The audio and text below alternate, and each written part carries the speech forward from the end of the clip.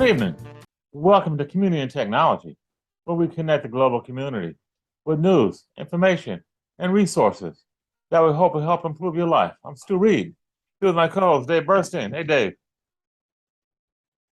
We've got a very special guest today. Mr. Professor David Carroll is an associate professor of media design and former director of the MFA Design and Technology graduate program at the School of Art, Media and Technology at Parsons School of Design at the New School.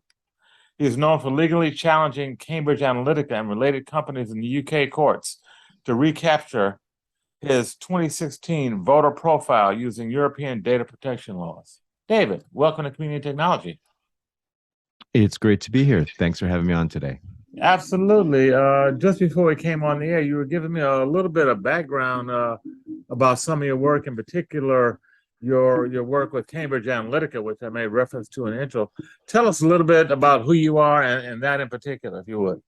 Sure. Thanks so much. Well, I teach, as it said, I teach at the Design and Technology program at the New School at Parsons, which is the art and design school there.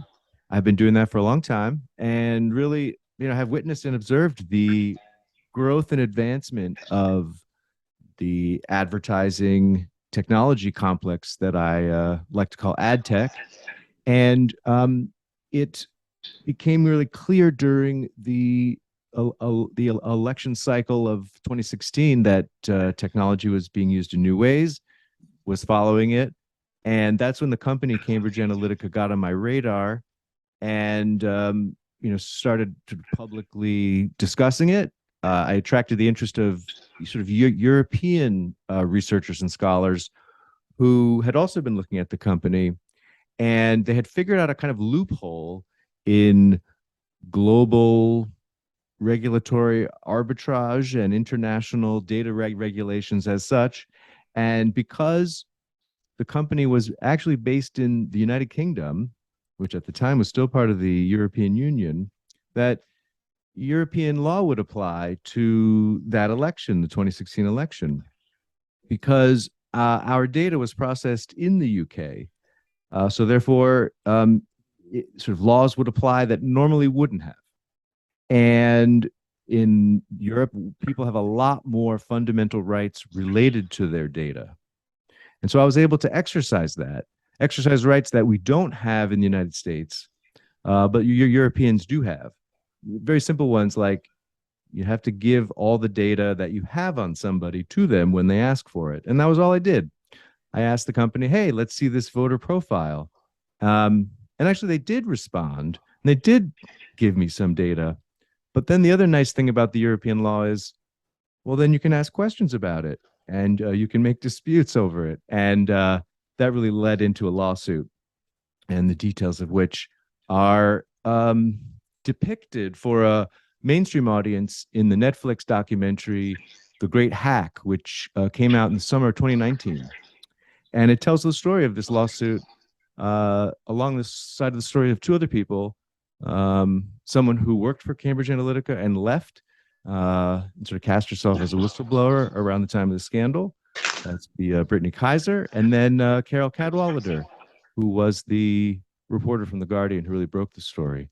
And interweaving our stories really tells the larger story of not even just Cambridge Analytica, not even just the weirdness of the 2016 election, but more broadly, how our data is being used in ways that are difficult for us to understand, but yet are really significantly affecting our lives. So this scandal continues to reverberate today, and the things we learned during that scandal continue to inform both our attitudes and sort of strategies for dealing with the reality now of the issue of privacy, which we, since this time, as a general population, have become much more conscious of, concerned about, anxieties about have really bubbled to the surface. And I would argue with the fall of Roe v. Wade this summer, the issue of privacy is becoming even more profound and more universally understood as an expression of our liberty and autonomy. So all these things have been sort of coming to a head over the years. And so I've just been sort of along for the ride, in the right place at the right time, maybe, able to connect the dots and to be persuaded by others to, sort of do interesting things. And in this case, going after Cambridge Analytica unraveled a lot of mysteries that I still am thinking about today, even though we've already been through another election cycle since and are racing towards the next. Mhm. David, what was the nature of your lawsuit? Was it just simply misuse of your personal data, or what was the actual lawsuit? Sure. So, like I said, in Europe, you can ask for your data, and if your data was processed in Europe or you're a European resident, there's an obligation to give it to you, and then you can dispute it further. And so, when they gave it to us, which they gave it to us actually pretty early on, so I asked for it in January of 2017, even before Donald Trump was inaugurated. And then that March, I received the response. And so I got a profile. And then we disputed that the profile was adequate. And we were supported by the regulator there that regulates data companies. They backed us up. They said, you're right. This is not an adequate disclosure. There's so much more that you have to disclose to be compliant. And then the other element was your attempt to create political profiles of Americans without their knowledge or consent is a violation of European data protection law. There's a principle of fairness, and it's unfair there to create political profiles of people without their knowledge and associated rights. And that's what they did to Americans. They mistakenly thought that the law didn't apply to us. And so it was really about cracking that open to say, like, let's see the complete file. Let's show that it was unlawful, at least according to European law. And since the data was processed there, then it mattered there and then. And all these things, all these allegations were actually backed up and verified by the Information Commissioner's Office, which is the UK regulator, a little bit similar to our Federal Trade Commission, the FTC, which is the agency you mean it does regulates. Nothing? The ICO has more powers than our FTC, and they did try to exert them. So they did seize the Cambridge Analytica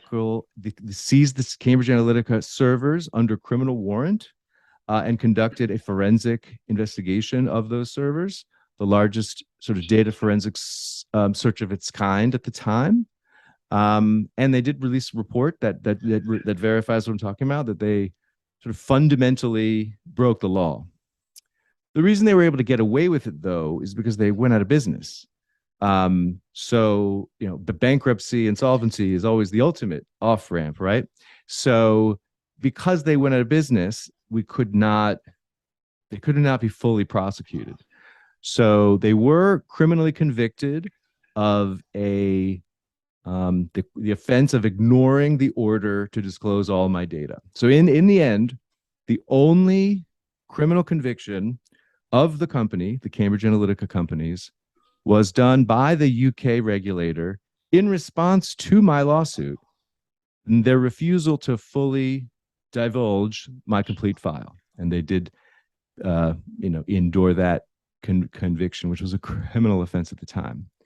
Interestingly, in the lead up to the 2020 election, the UK broadcaster Channel 4, who is depicted in the Great Hack documentary, conducting an undercover operation where they really get Cambridge Analytica to spill the beans on all their dark arts and entrapment schemes and bribery schemes, etc.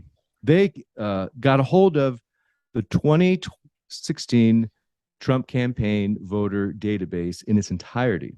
It was leaked to the UK press. And then they went to the voters in the US and showed them their files. And they, of course, came and showed up at my doorstep and showed me my file.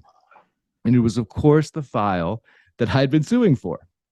The file that I knew was already there and was just trying to confirm that it was there. So, to your question, Dave, they tried to enforce the law there. They did a okay job doing so. They got some wins, but they were really stymied by just the basic protections that corporate entities enjoy. And it was difficult to work around that. In addition, it seemed like there was incredible political interference surrounding this, both in the UK and between the UK and the US. So we know that the Senate Select Committee on Intelligence, doing its Russia investigation, sought cooperation with the UK authorities. They wanted access to the seized server. They were not able to gain that cooperation. So the Senate investigation did not succeed at getting what I would argue would be the most important piece of evidence, which was the server, which later leaked to the press. So there are all these kinds of elements to it. The FEC as well, the Federal Elections Commission, was not able to cooperate with the UK authorities in their investigation of Cambridge Analytica. So many agencies were stymied in enforcing the law in Europe and conducting our investigations here. So in the end of now looking back on it, it's a bit of a tragedy that this significant test of the stress test of the system really showed all the weaknesses, all the loopholes, all the ways that you could do this again. And I don't think that we've prevented another similar massive abuse of voter profiles. I don't think we've really prevented it from happening again. Let's bring that back home. We're here in the US, and if it didn't happen, if Cambridge Analytica happened to be a US company working with Facebook, what US regulation would affect them? How does that have to change? Yeah, none. So if Steve Bannon had not sort of fetishized Cambridge and created this like weird company as this like Cambridge idea, he came up with the name. They like created it sort of for him. If he hadn't decided to export to the UK, then I would have had no legal rights at all, no recourse to ask for our data. None of us would. There's no obligation for anyone in our country to disclose the data that they have on you, with new exceptions that have happened since Cambridge Analytica. 5 states have since passed state privacy laws which require this kind of disclosure. Those states are California, Virginia, Colorado, Utah, and most recently Connecticut. The state of New York has floated some bills that would grant New Yorkers these kinds of rights, but they have not made it out of committee. If we are waiting for the states to do this, they're doing it at a pace that varies depending on where you live. And of course, there's some activity at the federal level as well. So Cambridge Analytica did highlight at the minimum that we lack the most basic fundamental right to our own information, to our own data.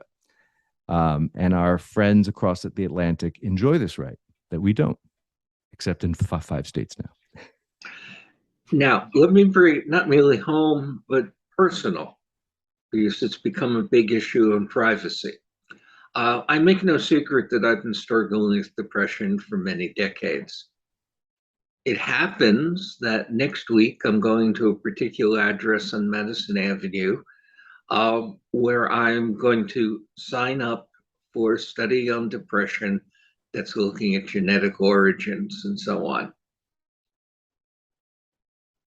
Who may find out that I'm going to that particular address on Madison Avenue, and what are the consequences, and draw the inference that I have a medical problem, depression. Sure. Well, certainly people who are identified with this and myriad other conditions are segmented, categorized, bought and sold on the open market because getting lists of people to advertise clinical services for is a market. So any market, any list of users is open for sale here. So you are already sort of probably on that list of vectors. And when I say a list, it's not necessarily names. It could just be device identifiers, cookie identifiers, but things that are kind of attached to your identity. And indeed, then location-based, as you visit these venues, your locations are also bought and sold, often cross-referenced to these other profiles to further reinforce and validate them. And so, yeah, our travel habits are definitely used as inferences for the way that advertising is effective. So, for example, if you see an advertisement for a therapist and then you go to the therapist will get charged for that ad because it worked. So there's a built-in incentive to track people's response to advertising because if it is effective, it's worth more. And that's become a big issue now because, well, we had a victory in Kansas last night. Yep. They haven't outlawed abortion in Kansas. Only 40% of the people in Kansas wanted that to happen, which is a very high percentage when you think about it. Is it likely that I could get a list of women in Kansas who had visited a particular address, perhaps on Madison Avenue, that's well known to be an abortion clinic? Yeah, multiple data brokers sell lists of people who are expecting. So expecting mothers is a extremely valuable segmentation because expecting mothers are about to make all these new brand affinity choices, all these new products that they're going to make. It's a very valuable life stage for companies to get you at that vulnerable moment to choose Pampers over Huggies, pick the right formula brand. Like this is a whole huge business in this. So it's a particularly vulnerable, highly trafficked category of consumer. Let's go further. You're talking about companies trying to sell you baby diapers. But when we're talking about abortion, that may be against the law in much of the United States. What kind of vulnerabilities would be exposed? Yeah, it's hard to say because there's great complexity of sort of interstate travel and enforcement. I mean, we're now in a situation where some states are passing laws that give people, there won't be that the jurisdictions won't apply that you can't be brought over state lines for different crimes and things. So we're in a really complicated moment of trying to even figure out what is the relationship between us and the states that we move through and the data that crosses over these borders and so on. So it's quite complicated. But the problem is in states like Texas, which have passed vigilante bills, laws, which incentivize people to get rewards for mounting lawsuits against those who provide abortions, creates a marketplace for the data points to find targets. So we have states that have incentivized the data broker industry to further weaponize what's already on the market to find targets for these vigilante lawsuit type ways that they have figured out how to get citizens to enforce the law instead of the government. So because you have this sort of citizen deputized model of enforcement, it just makes a dangerous marketplace fully enabled. We're going to have to take a break in 5 minutes. So why don't we use those 5 minutes for you to go over the other things you're working on. And then after the break, we'll come back and ask you, what should be done? What have you been working on? What are the things we can learn from you? Well, I've of course been thinking about my students and how the sort of techlash which occurred around 2017 is like almost universal shift in opinions about technology. Sort of before the techlash, it was technology can do no wrong, and then after, it's what wrongs is technology doing to us, is really changing how we teach design and technology to deal with these new emerging ethical constructs that are kind of recent. Even though technology is 20 years old, our kind of reckoning with it is happening now. So that's a big project. And I'm also following very closely the activity in Washington, D.C. related to this, namely a bill that has come out of committee, the American Data Privacy and Protection Act. Its chances of passing in the session are slim to none, given some various factors. One being that Senator Cantwell from Washington, who chairs the Senate committee, does not support the bill. So it has very little chance of squeezing through these last few moments of this congressional session, even though it is the most significant activity we have seen in the area of a national privacy law ever. And so it's sort of the frustrating part about how this all works is you do so much work in progress, but you don't cross the finish line.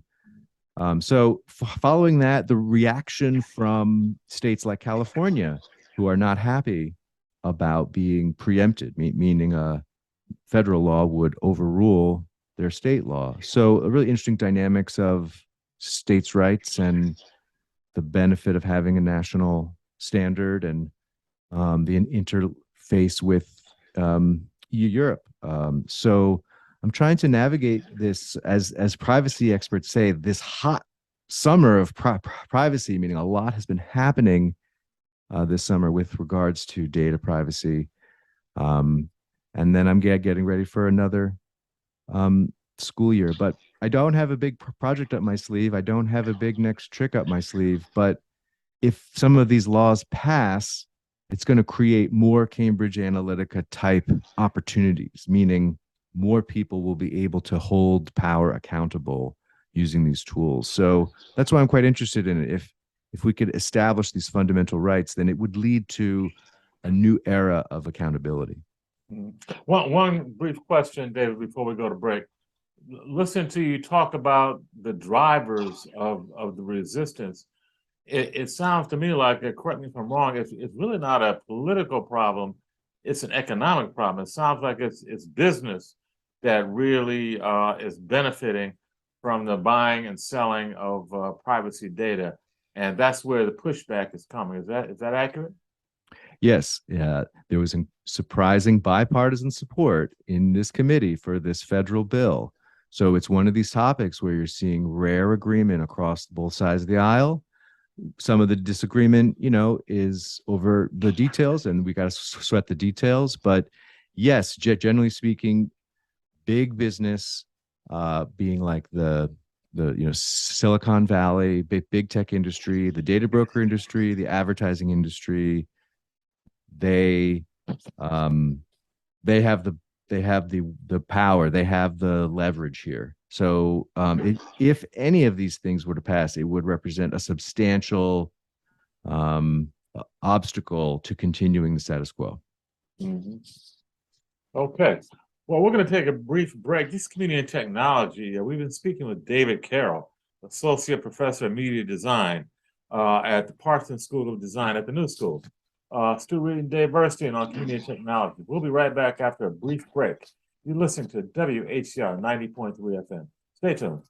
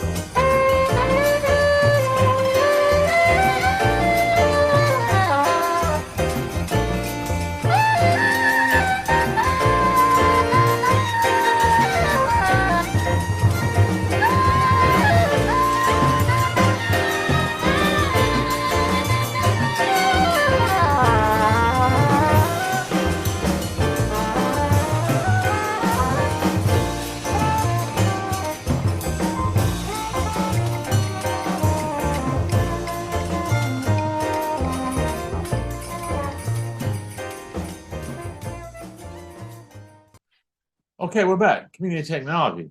Stu Reid, Dave Burstein, special guest, David Carroll, associate professor of media design at the Parsons School of Design at the New School. David, before the break, we were talking a little bit, or a lot actually, about our rights to personal data. Can you, for the benefit of our audience who maybe doesn't quite understand some of the nuance and importance, just tell us a little bit about that and why that's such a critical issue? Sure. So yeah, this idea that you have these files that are being generated that contain details of your life, your family, your activities, they're being assembled, a kind of dossier. And at the current state of things, we really don't have access to this information, even though it fundamentally belongs to us. It is about our lives. We are creating the information simply by living. Others are recording it, organizing it, trading it, making money off it, and we have no visibility into it, let alone any ability to really restrict it. The industry says, oh, you have the right to opt out, but I'd really dispute that because you can't even see anything into what you're opting out. How could you even verify if you have been opted out if you can't look at your own file? Just to say, I choose to opt out, and then you go back a few months later, ask for your file to say, did I opted out? Are you still? And you won't be able to have that. So that's the sort of big idea that we don't have visibility into our own kind of doppelgangers, these personas that are generated to predict our behavior, that are generated to sort us into categories, to give us different prices depending on who we are, to give us different privileges, rights, etc. So there's a huge sort of discriminatory potential in these files. And indeed, civil rights have been infringed using this kind of profile making, many different ways, but kind of one of those prominent ones is the way that Facebook had to confront and settle its violations of the Civil Rights Act because it enabled discriminatory advertising for employment and housing based on age and race. And these classifiers are kind of built into the system, and yet they were kind of creating discriminatory situations. The lawsuit came out about, for example, that the communications union that represents like telecommunications workers was able to sue Facebook because older workers were not being shown the same ads as younger workers, so they were being denied the equivalent opportunities. Similar principles would go to housing advertisement, etc. So we know that these files are being used to discriminate us against opportunities in life, that we can't even see them. So being able to see them is simply the first step in getting control over this out of control situation. You should be able to, it should be easy for us. It should be very easy for us to say, what data do you have on me? And to look at it and even understand it, dispute it, revoke it. That's how we would exercise ownership over it, by clawing back. It's a clawback process, unfortunately. So we would need to be enabled to do this. We would need to be, able to look into these files and claw them back as necessary. And I think that's the first step. It's not the silver bullet to solve all our problems. No way. But it's the first step required in order to do all the other things that we might want to do, such as prevent the wholesale discrimination of people using this in industry. Wait a minute. Are you suggesting that people like organizations like Facebook are involved in things like housing discrimination? Indeed, the lawsuit against them shows that as fact, and the changes that they've had to make to their platform and program as a result of those actions by the Department of Health and Human Services, etc., and the Department of Justice. So they had to make and are making changes to their business because it was sort of fundamentally certain parts of it were fundamentally illegal. If you're saying Facebook has been doing something fundamentally illegal, As long as they can get away with it. Specific.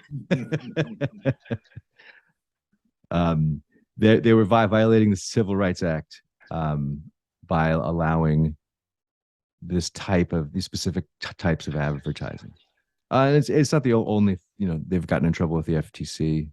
Obviously, the $5 billion fine for Cambridge Analytica being another example of them being caught and then, various slaps on the wrist, and they issue apologies and make changes and then say they're a different company than they were before. That's the playbook. Let's give you a couple of examples of what to do. Obviously, most employers would not be interested in hiring any of us. I'm getting older, and most employers want people much younger. How does that affect employment ads on Facebook?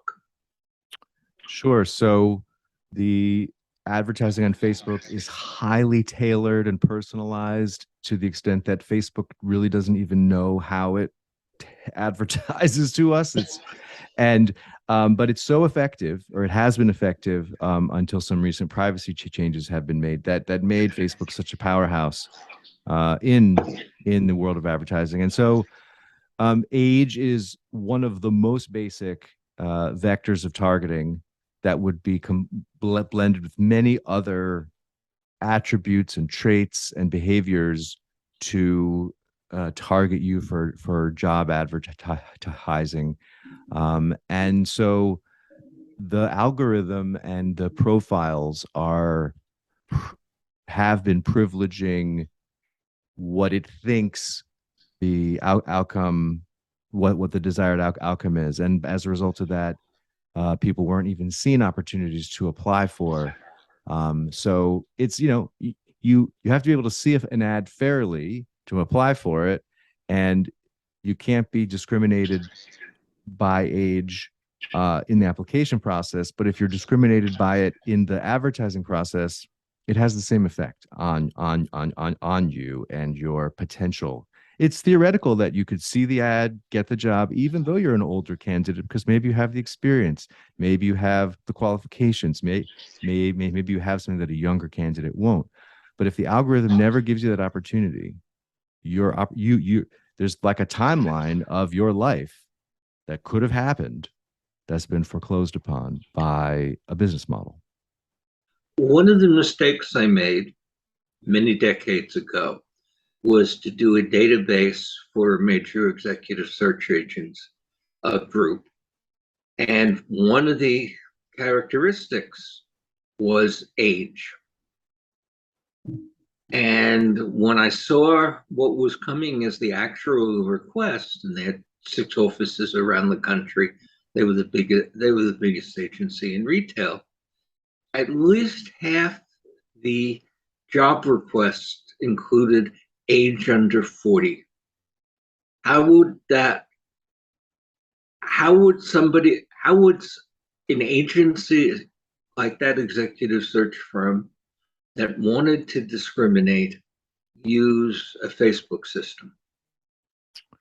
I can answer the question more specifically with regards to race, and in the context of elections, but in a different way of answering the question, because this was evident in the database leak that was shown to me just in the lead up to the 2020 election. So Cambridge Analytica and the Trump campaign classified every voter by race, and then used race as a classifier for classifying different voters. If you were a voter that you could be demobilized, meaning dissuaded from participation, your race and your location in a district were the key elements that were then used to potentially demobilize you.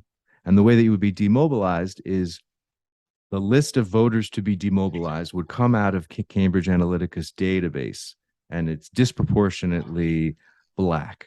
The list is disproportionately Black voters.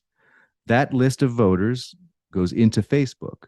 Facebook then matches those identities to Facebook users and sends them targeted ads that only they are seeing because they're on the list of to see. And so misleading, deceptive ads would be sent to those demobilizable voters. One ad in particular that was used in the 2016 election was a video of Michelle Obama talking at an event with the quote, "If you can't run your house, you can't run the White House." And then a caption was put at the bottom of the video indicating that Michelle Obama was referring to Secretary Hillary Clinton at the time. But the whole video, in its full context, she's referring to herself. Michelle Obama is referring to herself. She's not referring to Hillary. So simply by taking a quote out of context, mislabeling it, and hyper-targeting it to a very small set of voters, who will be a very small group of people who will see it, who they believe can be dissuaded from participating. And the analysis done showed that in the really competitive districts in around Milwaukee and Miami, which proved to be very important in deciding the election, that the disproportional targeting may have had effects in turnout.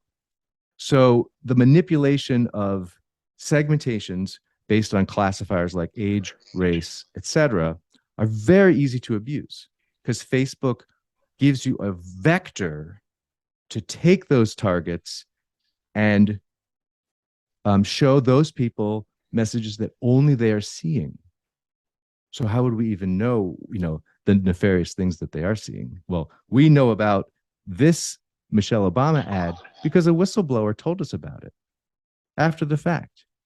So we're really looking at these things retroactively. We need so many more tools to gain visibility into the system to prevent these abuses. And the key moment in the Channel 4 coverage of this was when the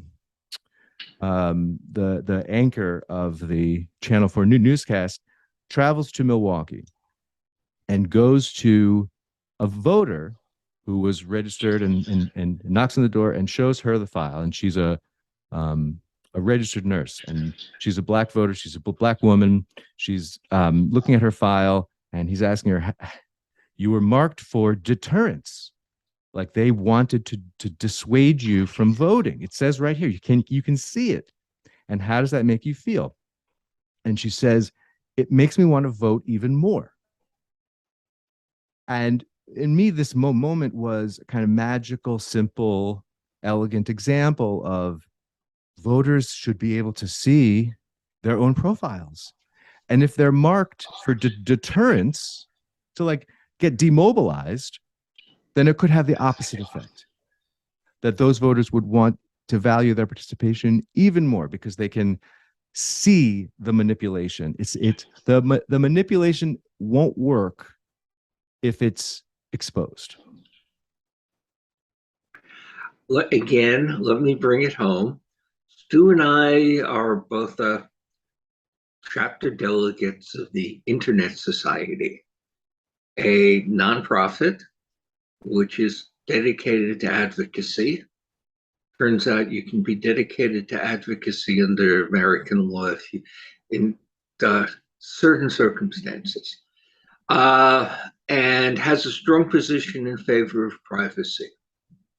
What are the things that the Internet Society should do to change the reality of the privacy issue for Americans, including its members?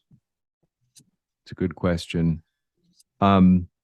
Nonprofits and civil society groups, are being asked to take positions on these new bills at the state and federal level, and it's causing division even among allies, because the devil is in the details, and there is a general debate over, is the preemption of state laws worth it to get a national standard? That's really where the debate is now. And what would be worth doing that? Like, what's the bargain? And it's going to take groups like the Internet Society to analyze the issues and to come up with a position, which may be uncomfortable to make, because there may be positions where you would pit yourself against typically allies in other conversations, because you may disagree on one little point, like the right of private action to sue and how that's enforced, or maybe there's a provision about de-identification that you might agree or disagree, or who's exempt. It's in coming down to these details, and so groups need to refine their own philosophies on these matters so that they can come to a coherent position and support or go against the choices here, because there may be arguments to say we got to stick with California, we can't preempt the state's rights because of XYZ, or sorry, California, this is really good and necessary, here's why. we don't like that we're doing this. Like, you got to come up with a coherent position. And I think it's going to be difficult for technology oriented civil society and nonprofit groups to navigate some of the stickiness here. Now, that dilemma seems to have an easy solution of taking preemption out of the federal law. There's no reason it has to be there. It's a political question. Is that possible? This is the argument of the Californians, who obviously don't want to be trampled upon. The so the debate that we saw as this I shorten it ADPA, so the American Data Privacy and Protection Act.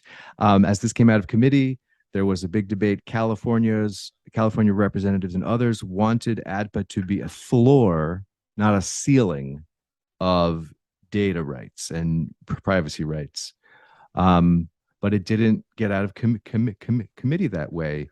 I think here's an example where the power of the business lobby is exerting itself. It's finding ways to weaken the bills as they come through to maintain the status quo in specific ways. And the critiques of the current federal bill ADPA are, kind of zeroing in on some of these things. So you're right. It's a political problem that making it so that the states can indefinitely ratchet up privacy rules at their discretion and making a kind of patchwork of different rules depending on where you are is generally undesirable. A standard that is the strongest possible helps everyone, consumers alike. It would be better for everyone if there was a simple, strong, universal standard that was closer to Europe's, because it would help us, continue to engage with Europe and further prevent. Wait a minute. Closer to Europe's? I would think we want to go way beyond Europe's. The privacy advocates in Europe say that the European rules aren't close to what they should be. Indeed, ideally we should have and in some ways the ADPA bill is stronger and better than the GDPR.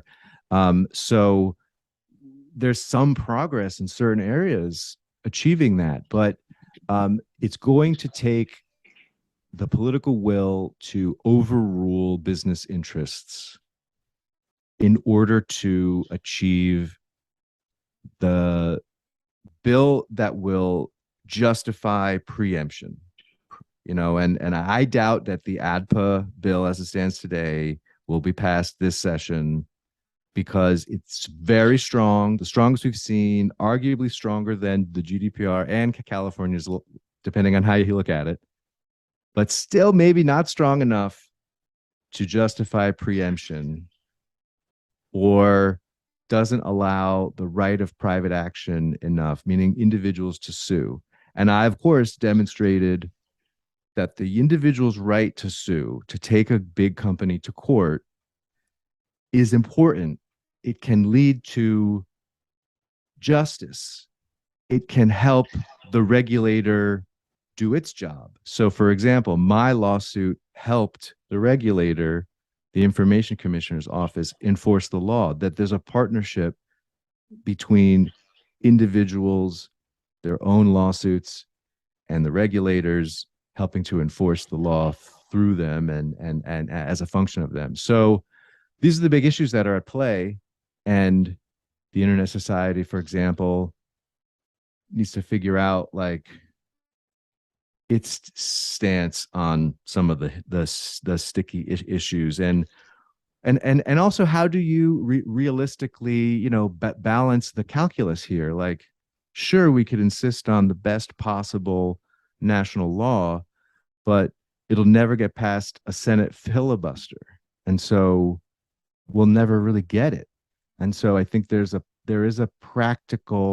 pragmatism at play with the way that the ADPA bill has come out. Really a really strong bipartisan effort And if it was stronger and it could have gotten past Senator Cantwell's concerns, it might have had a better chance passing this session. Like we might have come really, really close. We'll know in the aftermath, but it's really in these details that it's going to happen or not. And if it doesn't happen, then we have to wait another how many years? And every day, mass abuse is occurring. And who gets to be protected and who doesn't? It shouldn't matter where you live. It shouldn't matter that you live in Sweden and Sacramento. And I happen to live in New York, and so do you. And this is a New York radio show, even though we talk about bigger issues. What's the status in New York? I worked pretty closely with Senator Michael Brown's office. He put forth the New York Privacy Act a couple of years ago. I went to a hearing, speaking in favor of it, but it just didn't move out of committee, and the industry resistance to it was out in full effect. Very, very convenient for the advertising lobby to just go down the street and lobby against it. So, and the other thing to remember is California passed the California Privacy Act because California has ballot initiatives, and the referendum forced Sacramento to act. We don't have a similar dynamic in New York where voters can really pressure Albany to do something like they did. So that's why home of Silicon Valley created the first Privacy Act, the most unlikely state. It was because of the ballot initiative that pressured Sacramento to act. They would never have acted if it wasn't for that kind of citizen level action. So privacy is really popular among voters and very unpopular among advertising executives. Okay, well, we're about out of time, guys. I think you really kind of summed it up right there, David, right at the very end, the dynamics and the opposing forces that are at play here. This is WACR 90.3 FM, Community Technology. We've been speaking with David Carroll, who's the Associate Professor of Media Design at the Parsons School of Design at the New School, about privacy and some of the big issues surrounding that. Thank you, David, for joining us. Great to be on. Thank you, Dave. Okay. Thanks, Stu. And thanks to Dave Burstein, my co-host. Again, WACR 90.3 FM. Stay tuned every Wednesday at 5 p.m. for Community and Technology. Thanks for tuning in. Good night, guys. Thanks.